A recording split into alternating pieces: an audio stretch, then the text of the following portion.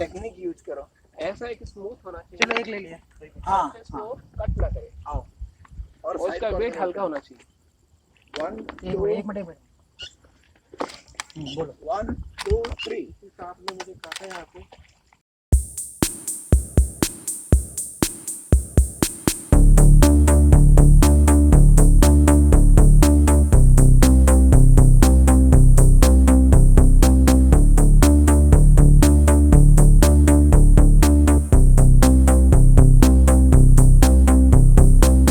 लेकिन इसकी तो एज है वाला कच्चा नहीं है। 3 साल पहले सर समझो जब हम आए थे, मैं और छोटू साहब। और पहाड़ के आगे उधर तो बिजली का रखना है, बिजली का रखना है वहाँ पीछे से बाहर।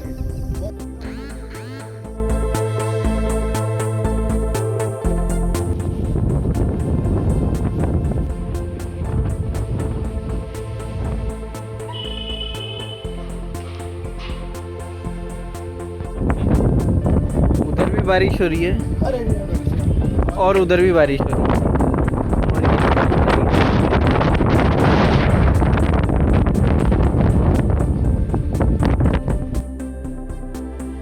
सो welcome back to the channel guys. एक बार फिर से नरेंद्र मोदी जी हमारे पीएम वापस से टीवी पर आए, लाइव आए या फिर वो रिकॉर्डेड था, ये अभी भी एक कंट्रोवर्सी है।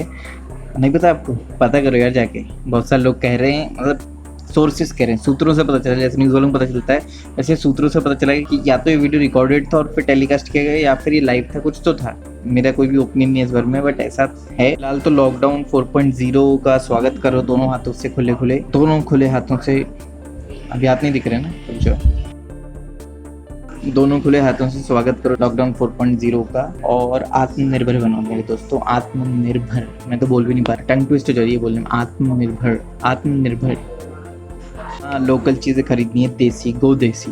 देसी बोले तो जो भी लोकल में मिलता है वही खरीदने का है, ऐसा मोदी जी की एडवाइस है, जो कि माननी भी चाहिए कि इकोनॉमिक स्लो डाउन फेस कर रहे हैं अपन। अगर अपन लोकल चीज़ खरीदेंगे तो कहीं ना कहीं इंडियन इकोनॉमी को ही फायदा होगा। तो go buy local products only, go for local.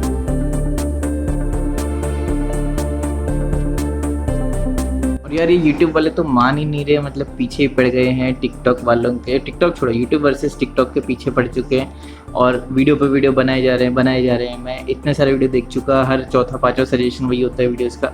और यहाँ तक कि टेक्निकल गुरु जी ने भी उनकी तो बिना कहे ले ली।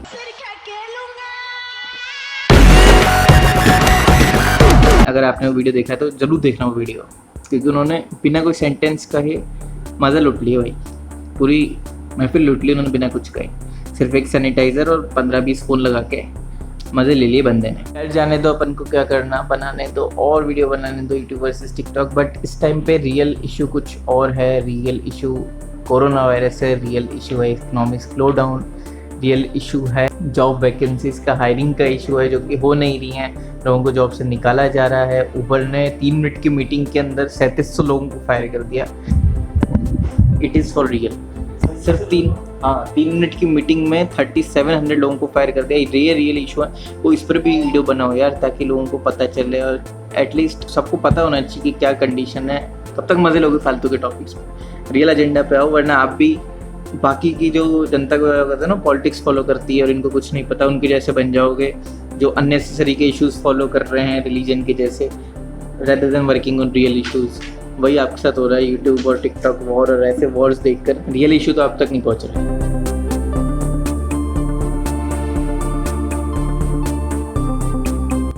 आज जितना अच्छा मौसम था सुबह, उतना ही गंदा मौसम शाम को है। उम्मीद थी कि आज फिर से बारिश होगी, कल के जैसा मौसम होगा। कल तो हम जा नहीं पाए। हम लोग डेली वॉक पर जाते हैं इधर, अभी आपको भी लेके चलते हैं। हम गाइस वॉक पर जाते हैं डेली, हम सभी साथ रहने वाले वॉक पर जाते हैं। हमारे कॉलोनी वाले अभी भी फ्रेंडली नहीं है मेरे इस नेचर की वजह से। मेरा नेचर मतलब व्लॉगिंग वाला जो नेचर मैंने रिसेंट में अपनाया है, उनके लिए तो बहुत नया है। तो वो हमेशा ऐसे ऐसे देखते रहते हैं, कौन है आदमी, क्यों ऐसे लेके घूमते रहते इक्विपमेंट्स, करना क्या चाहता है। मेरा पहला स्टूडेंट 2015 में था जो IIT कानपुर में सिलेक्ट हुआ था, मैकेनिकल इंजीनियरिंग। अब वो एक्टिंग को अपना जॉब कंसिडर कर रहा है। इंजीनियरिंग करी होगी उसने, IIT कानपुर से मैकेनिकल इंजीनियरिंग, लेकिन उसने ऑप्ट किया एक्टिंग को। अभी उससे बात हुई थोड़ी देर पहले। रोचक तथ्य, रोचक नाम है उसका।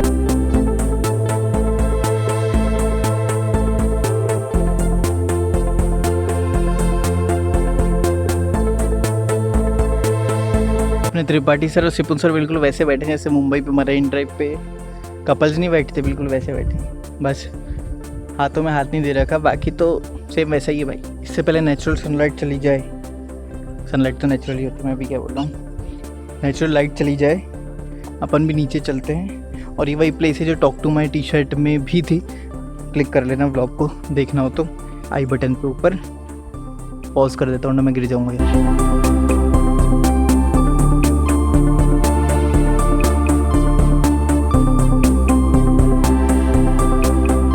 आई विश यहाँ पे मगरमच्छ होता तो हम इतनी पास नहीं बैठे होते, बट है नहीं। दुख है मुझे इस बात का बहुत। मगरमच्छ आप यहाँ तक आते भी नहीं, अगर गलती से भी मगरमच्छ होता तो यहाँ तक आते, सक्सेना जी पूरा वहाँ से चले जाते पीछे। ये मुझे सिर्फ बदनाम करने की साजिश है, ऐसा कुछ नहीं है। मगरमच्छ होता तो भाई हम चंबल के हैं, हम लोग चंबल के हैं, हम लोग मतलब मेरा और जो भी धौलपुर के अगर देख रहे हैं तो चंबल के हैं हम, इटावा वाले भी। चंबल फेमस है डाकू के लिए, जो कि मैं दिखता ही हूँ, और दूसरा है इसके लिए क्रोकोडाइल के लिए। तो बहुत देखे हमने, कोई दिक्कत वाली बात नहीं है। नदी में ऐसे ही बहते रहते हैं, गाँव में घुस जाते हैं बह बह के, पता है आपको, सच्ची में गाँव में से निकलते हैं हमारे यहाँ तो। बहुत नेचुरल सी बात है ये हमारे लिए। हमारे तो बड़े बड़े निकलते हैं, हम तो पालते हैं हमारे यहाँ तो। हमारे अंकल जी ने पाल रखा है मगरमच्छ। पाल नहीं सकते मगरमच्छ? हाँ पाल सकते हैं, हमने पाले हैं। हाँ ये कोई बोल रहा था मेरे को, यानी कि यहाँ का कोई स्कूल में भी पाला गया है। अच्छा, आपने अपने कमरे में पाइथन रखा है ना? नहीं ये सब चीजें नहीं पालते हैं, छोटी चीज है। छोटी है। मगरमच्छ बड़ी चीज है, और टाइगर वाइगर भालू इन सबको पालते हैं, छोटी चीजें नहीं पालते। फॉरेस्ट डिपार्टमेंट आके अब भी उठा के ले लेगा। पता नहीं भारतीय तो पानी को देख के पत्थर तो मारेंगे ही।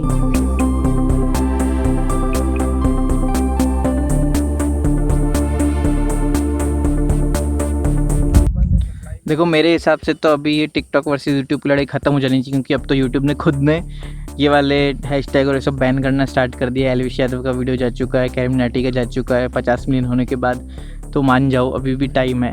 ऐसा मैं टिकटॉकर्स के सपोर्ट में नहीं कर रहा, बट मान जाओ, और कुछ नहीं होना, आपका चैनल भी बैन हो सकता है, कॉपीराइट स्ट्राइक आ सकती है, कुछ भी हो सकता है, इसलिए बनाना बंद कर दो ऐसे वीडियो। और रही बात कि आप यूट्यूब को ज़्यादा सपोर्ट करते हो, टिकटॉक को आप किसी को भी कर सकते हो, बट एक चीज़ ध्यान रखना, यूट्यूब आजकल अपने वीडियोस के पहले टिकटॉक का एक छोटा सा ऐड दिखाता है। तो आप समझ ही रहे होंगे उनकी तालमेल कितनी अच्छी है, तो कोई फ़ायदा नहीं है अब उनके लिए लड़के। वो जो आपको आदमी दिख रहे हैं सुधीर सर, ये डेली यहाँ पर एक्सरसाइज करने आते हैं सुबह 6 बजे उठ के, तब तो और शायद अच्छा लगता होगा इस सिनेरियो। क्यों सर? सुबह डेली देव सर के साथ। यहाँ पे क्या है कि मौसम बहुत ठंडा रहता है और आपको बिल्कुल फ्रेश एयर मिलेगी, जो कि कभी भी आप फील नहीं कर सकते अगर आप मॉर्निंग में नहीं उठते हैं। तो आप मॉर्निंग में उठिए, सुबह थोड़ा सा वॉक कीजिए, थोड़ा सा रन कीजिए, मैं तो ये कहूँगा। ये एकदम बिल्कुल वैसे बोल रहे हैं जैसे, जी हाँ दोस्तों, मैं आज तक से दीपक खजूरिया आपके लिए खबर लेकर आ गया हूँ। बिल्कुल, लेकिन मेरा कहना यही है कि आप घर से निकलिए और सुबह बिल्कुल अच्छे से एक्सरसाइज कीजिए, ताकि आप कोरोना से इन्फेक्टेड होने के बाद भी बच सकें। इम्यून सिस्टम को स्ट्रॉन्ग कीजिए। मतलब कोरोना तो होना तय है, कोरोना तो होगा, गवर्नमेंट के रोकने से नहीं रुकने वाला। और देखिए वो नरेंद्र शर्मा बैठे हैं, इसी बात पे हम यहाँ रोक देते हैं। सुधीर सर और जो नरेंद्र सर हैं दोनों थोड़े कॉन्ट्रोवर्शियल बातें करने लग जाते हैं, हमें डर लगता है इस बात से। ये देखिए नरेंद्र सर बैठे हुए हैं वहाँ पर टोपी पे, वो कह रहे हैं कि अगर मैं नीचे आया तो मैं ठहरे बिना नहीं जाऊँगा वापस।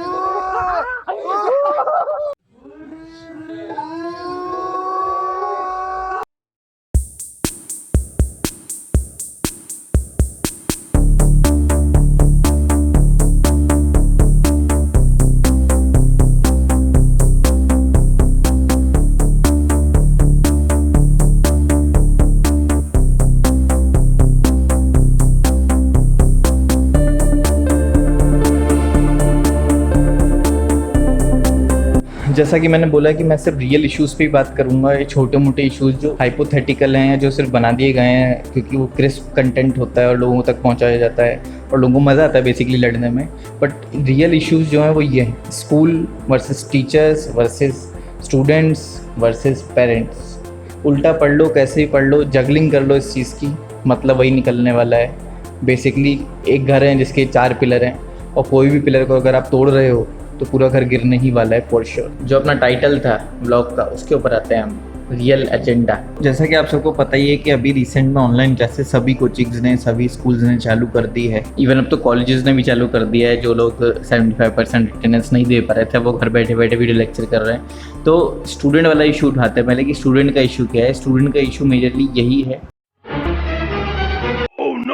तो हमारे जो स्टूडेंट्स रहते हैं उनका कहना यह है कि पिताजी वैसे ही 1 GB नेट डलवाते हैं, 149 का रिचार्ज करवाते हैं, वो भी बड़ी मुश्किल से। उस पर कोई बूस्टर पैक नहीं डाल सकते क्योंकि इनके पास खुद का अकाउंट बैलेंस नहीं है, अपने पापा से लेना पड़ता है। और उस पर से भी अगर हम वीडियो लेक्चर देख लेंगे तो पूरा 1 GB तो वहीं खत्म हो जाएगा। उसके बाद ये PUBG कैसे खेलेंगे और टिकटॉक कैसे चलाएंगे और यूट्यूब कैसे चलाएंगे और मूवीज़ कैसे देखेंगे, क्योंकि सबके घर में तो वाईफाई है नहीं।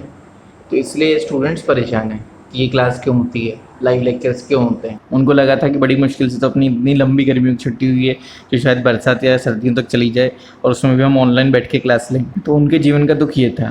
दोस्तों नेट टीचर्स का भी खत्म होता है, सिर्फ आपका ही नहीं। बस डिफरेंस ये है कि वो खुद का रिचार्ज कर लेते हैं और आपको पापा से रिक्वेस्ट करनी पड़ती है। बट उनसे एक अच्छे विनम्र स्वर में रिक्वेस्ट करो कि आपके ऊपर डेटा एड ऑन जो है वो डलवा दे ताकि आप बाकी चीज़ें भी कर सको।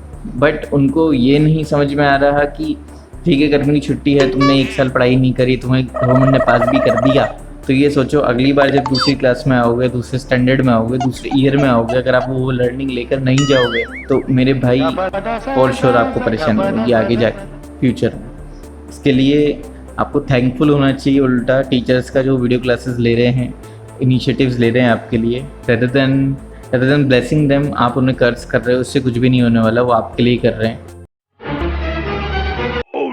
इसका इशू तो यही है मेजरली, बच्चे सुनते नहीं हैं, ऑनलाइन क्लास में बहुत शोर करते हैं, डिसिप्लिनरी एक्शंस नहीं ले सकते, उनके ऊपर पढ़ाई करके नहीं आते हैं। ये तो हो गया at the end of the students. एक मेजर जो इशू जो कंसर्न है जो बहुत सारे टीचर्स का है वो ये है कि अपने देश में 15 लाख से ज़्यादा स्कूल हैं। उसमें कुछ प्राइवेट भी हैं, कुछ सेमी गवर्नमेंट में, कुछ एडेड भी हैं, कुछ गवर्नमेंट भी हैं। बट जो प्राइवेट स्कूल्स हैं उनकी हालत इस टाइम पे बहुत ज़्यादा ख़राब है। क्यों ख़राब है? वहाँ पर जो टीचर्स हैं, बहुत सारे स्कूल्स ऐसे हैं जहाँ पर टीचर्स को सैलरी तक नहीं मिल रही है। कुछ स्कूल्स ऐसे हैं जहाँ पर कुछ ही परसेंटेज ऑफ सैलरी टीचर्स को मिल रही है। और ऐसा सिर्फ प्राइवेट स्कूल्स में नहीं है। मेरे रिलेटिव हैं जो गवर्नमेंट स्कूल में काम करते हैं, वहाँ तक भी ये इशू है कि वहाँ पर भी सैलरी नहीं मिल रही है। तो ये पॉइंट है टीचर्स का। स्टूडेंट हो गया, टीचर हो गया वर्सेस स्कूल।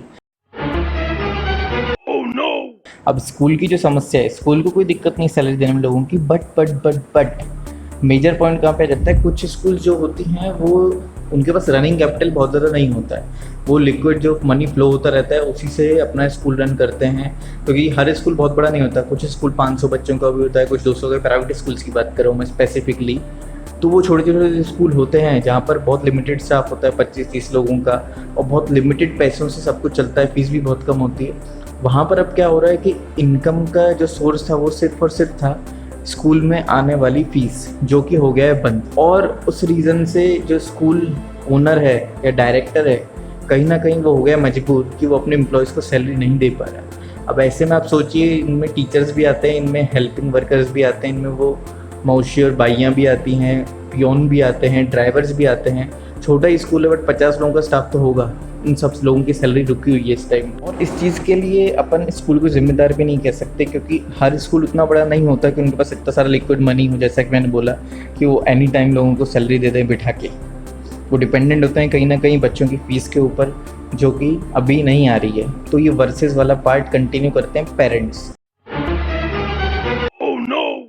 अब पेरेंट्स की क्या परेशानी है? पेरेंट्स की पहले परेशानी थी कि वीडियो लेक्चर चालू होने चाहिए, तो वो हो गए। अब उनकी दूसरी परेशानी, बहुत सारे पेरेंट्स ऐसे भी हैं, सभी ऐसे नहीं होते बट बहुत सारे पेरेंट्स ऐसे भी हैं जो स्कूल से रिक्वेस्ट करते हैं कि आप उनकी फ़ीस माफ़ कर दें, या फिर गवर्नमेंट ने बोला कि फ़ीस मत लो। अब स्कूल खुद से फ़ीस मांग भी नहीं सकता पेरेंट्स से, पेरेंट्स खुद से फ़ीस देना भी नहीं चाहते। तो इसलिए ये एक बड़ी लड़ाई हो गई है जिसके बारे में कोई बात नहीं कर रहा ना। इसमें गवर्नमेंट को इंटरवेन करना चाहिए। अगर गवर्नमेंट ने इंटरवेन नहीं किया तो एक टाइम आएगा जब टीचर्स के पास बिल्कुल भी पैसा नहीं होगा, क्योंकि स्कूल के पास नहीं है। और कहीं ना कहीं इसमें पेरेंट्स भी फुली रिस्पॉन्सिबल नहीं है, क्योंकि हर पेरेंट्स के पास उतना अमाउंट है नहीं इस टाइम पे कि सब बच्चों की अपनी अपनी फ़ीस भर सके। तो ये एक सर्किल सा बन गया है जिसमें सब लोग मजबूर हैं, किसी की भी गलती नहीं है बट सबकी गलती भी है और सब परेशान भी। मेजरली इफेक्टेड जो हैं वो टीचर्स हैं। फिर से मैं आपको कहूँगा क्योंकि जो छोटे मोटे टीचर्स होते हैं जिनकी सैलरी 10-15 हज़ार रुपये होती है, जिनका घर सिर्फ उसी सैलरी पे चलता है और उनको वो सैलरी भी ना मिले, तो आप सोच भी नहीं सकते उनकी फैमिली पे क्या बीत रही। मेजरली अफेक्टेड वो हैं। स्टूडेंट्स का क्राइसिस अलग है, टीचर्स का अलग है, स्कूल्स का अलग है और पेरेंट्स का अलग है। तो गवर्नमेंट को इसमें कहीं ना कहीं इंटरवेन करके इस चीज़ को सेटल डाउन करना चाहिए, वरना इन दी एंड क्या होगा, आफ्टर 2-3 मंथ्स ऐसा भी टाइम आ सकता है कि टीचर्स रोड पे आ जाएं। बहुत सारे स्कूल के टीचर्स जो हैं जो रोड पर आ सकते हैं, क्योंकि सैलरी नहीं होगी जब उनके हाथ में, तो वो सर्वाइव कैसे करेंगे इस पैंडेमिक सिचुएशन को, सोचिए एक बार। मैटर आप कौन से स्कूल में पढ़ते हैं, कौन सी कोचिंग में पढ़ते हैं, अगर वो आपको ऑनलाइन क्लास दे रहे हैं या किसी भी मीडियम के थ्रू अगर आपको पढ़ा रहे हैं, at least be kind to them, क्योंकि वो बिना सैलरी के काम कर रहे हैं। कुछ टीचर्स तो ऐसे भी हैं स्कूल्स के, जैसे मैंने बताया, बिना सैलरी के लिए भी आपको पढ़ा रहे हैं, एफर्ट्स ले रहे हैं आपके लिए। तो एटलीस्ट आप अपने एंड पे इतना तो कर ही सकते हैं, क्योंकि मैं ये नहीं कहता कि सब फोर्सफुली फीस भरो, बट एटलीस्ट आप काइंड तो हो ही सकते हैं। इस पेंडेमिक सिचुएशन में अगर आप थोड़े हम्बल हो जाएंगे टीचर्स के साथ और थोड़े अच्छे बिहेव करेंगे, तो कहीं ना कहीं उनको उतना बुरा नहीं लगेगा। आई होप ये पेंडेमिक बहुत जल्दी ख़त्म हो, बाकी सारी चीज़ें सब अच्छी हो जाए, सब बढ़िया हो जाए, क्योंकि काफ़ी प्रॉब्लम्स फेस कर रही है पूरी कंट्री, पूरा वर्ल्ड इस टाइम पे, जो कि स्टूडेंट्स तो बिल्कुल नहीं समझ पा रहे हैं क्योंकि उनकी एज भी नहीं है इतनी। बट क्रिटिकल सिचुएशन है बहुत इस टाइम पे भी, अपनी किसी भी टाइम पे अपनी इकोनॉमी कोलैप्स हो सकती है। इसलिए मेरी इतनी सी एडवाइस है, at least be kind to everyone, be humble to everyone, and जितना हो सकता है सपोर्ट ईच अदर। और इन केस अगर आपको मेरा कंटेंट अच्छा लग रहा है, अगर आपको मेरे व्यूज़ अच्छे लगते हैं, अगर आपको लगता है कि ये वर्थ शेयरिंग है, तो प्लीज़ प्लीज़ प्लीज़ अपने दोस्तों से चीज़ ज़रूर शेयर करना, उन तक भी इन्फॉर्मेशन पहुँचाओ। लाइक करना मत भूलना, नीचे एक बटन होता है उसको बस दबाना होता है, ज़्यादा कुछ नहीं। एंड डेफिनेटली अगर आप नए हो तो सब्सक्राइब बटन जो होता है लाल कलर का, उसको हथौड़े से लेके मारना मत भूलना बिल्कुल भी नहीं। मिलते हैं नेक्स्ट व्लॉग में।